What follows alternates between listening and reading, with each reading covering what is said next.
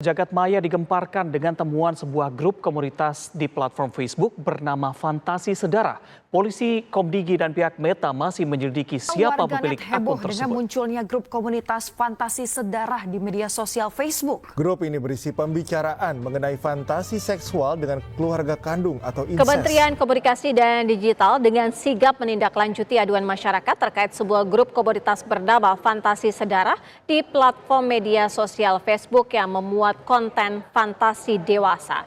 Kementerian Komdigi pun telah melakukan pemblokiran atas grup komunitas itu. Grup Facebook Fantasi Sedara yang meresahkan. Di dalamnya para anggota grup membicarakan fantasi dewasa dengan keluarga kandung. Warganet mendesak polisi untuk segera mengusut tuntas para pelaku yang tergabung dalam Grup komunitas tersebut. tersebut tidak main-main. Jumlah anggotanya bahkan mencapai 32.000 orang. Unggahan-unggahan pada lini masa grup ini sangat menjijikan. Banyak anggota grup yang membagikan pengalaman seks menyimpang terhadap keluarganya sendiri, termasuk juga anak di bawah umur.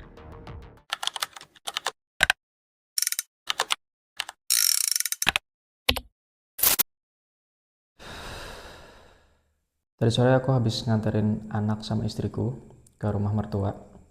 Karena biasanya tiap akhir pekan mereka nginep di sana.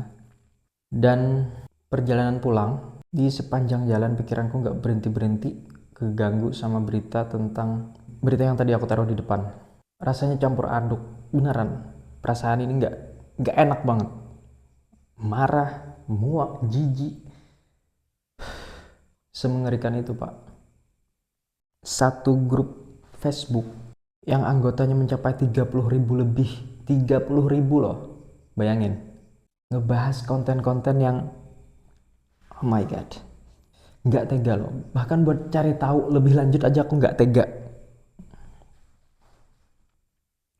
Pertama aku tahu ada komunitas ini dari repost temanku di Instagram kalau nggak salah. Dan dari satu konten itu aja yang dia repost, aku ngebacanya, aduh, nggak habis pikir, Pak. Nggak sampai hati. Aku seorang bapak loh, punya anak satu. Aku juga baru belajar jadi orang tua, baru 2 tahun. Ngeliat konten yang satu konten itu aja, ini beneran sedih loh, sedih marah loh.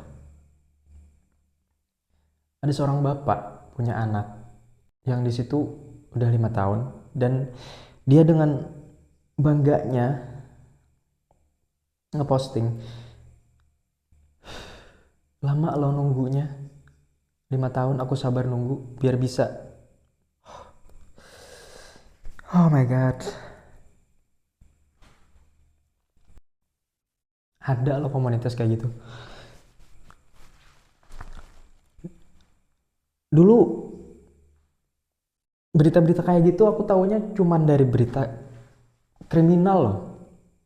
Ada anak digilir sama pamannya, kakeknya, ayahnya sendiri.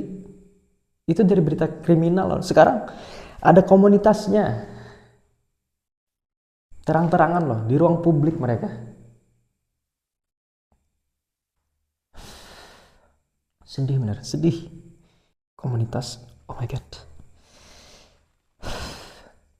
Aku pengen berkata-kata yang lebih kasar sebenarnya. Aku jadi seorang ayah baru 2 tahun. Anakku cewek. Tanpa mengesampingkan peran ibunya ya. Karena aku freelance, jadi aku kerjanya di rumah. Dan tiap hari hampir relatif anakku lebih banyak sama aku. Gak kepikiran gak sampai hati. Fantasi gimana? Itu baru satu konten loh. Baru satu konten yang aku tahu. Bayangin. 30.000 lebih orang lain di sana ceritanya kayak gimana? Bayangin. Aku sebagai orang tua udah dibuat khawatir dengan berbagai macam hal. Ngerasa lingkungan pergaulan anak yang udah gak aman. Sekolah juga gak aman. Kalau keluarga juga kayak gitu. Terus tempat yang aman buat anak itu di mana gitu. Oh my god. 30.000 orang, gak kebayang. 30.000 orang itu baru satu grup loh, satu grup yang ketahuan tuh. grup yang semacam itu nggak cuma satu ternyata. Dari satu platform doang tuh. Belum lagi platform lain. Entah di Telegram, Twitter. Miris Pak. Nggak tega, beneran nggak tega. Buat cari tahu lebih lanjut tuh nggak tega. Separah itu tuh, separah itu pikiran. Entah apa, aduh. Ini beneran mau nangis loh rasanya, beneran. Bayangin punya anak itu nggak mudah loh. Anak itu tanggung jawab besar banget, tanggung jawab besar banget. Ini ada orang dengan sengaja, dengan bangga pula ngeposting di ruang publik bahwa dia ngebesarin anaknya, ngedoktrin tiap hari biar bisa 30.000 orang yang ada di dalam grup itu. Pikiran lo semua pada kemana? Hati lo di mana? Lo semua ngehancurin masa depan saudara lo, anak lo. Lo darah daging lo dari anak-anak itu. Lo yang seharusnya jadi tempat pertama dan terakhir buat dia berlindung. Lo juga yang jadi predatornya.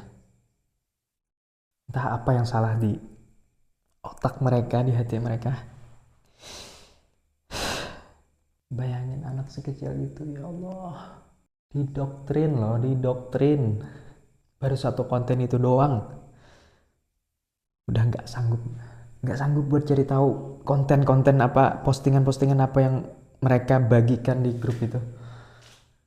Sorry, karena isi video ini ngebacot doang, ngedumel doang. Tapi terakhir sebelum video ini diupload, aku udah lihat berita bahwa Polri udah menindaklanjuti kasus ini, dan aku harap kasus ini diusut setuntas-tuntasnya, apa motif dibaliknya, siapa aja yang terlibat di sana. Ini nggak bisa dibiarin Pak. Itu 30.000 orang loh, dengan terang-terangan mereka berfantasi, bercerita, membagikan hal-hal yang menjijikan di sana. Dan aku yakin ini bukan puncaknya, ini baru awal, baru permukaan yang kita tahu gitu. Dan aku harap ini menjadi concern kita semua sebagai orang tua, Komisi Perlindungan Anak, siapapun yang punya, I don't know. Ternyata fenomena bangsa ini macam-macam ya. Tapi dengan terbongkarnya atau ketahuannya grup ini, aku harap ini juga jadi pemantik, jadi trigger buat kita sebagai orang tua, sebagai saudara, harus lebih waspada lagi. Ini udah masuk ke ranah, ini udah jadi sarana cuci otak sih kalau aku rasa ya. Bahaya banget ini, nggak bisa dibiarin nih. Satu grup 30.000 orang lebih pula. Bayangin yang belum ketahuan, yang belum masuk grup tuh. Dan aku juga nggak tahu harus pencegahannya ini gimana gitu. Sorry untuk video ngomel-ngomel ini, video kemarahan ini. Tapi dengan ini aku berharap bahwa ini jadi pemantik kesadaran kita semua untuk lebih protektif kepada anak-anak kita, pada saudara-saudara kita. Dan jangan sampai kita jadi salah satu orang yang menjerumuskan anak-anak kita, saudara-saudara kita, dan menghancurkan masa depan mereka. Jangan sampai. Sampai jumpa di video-video berikutnya. Bye-bye.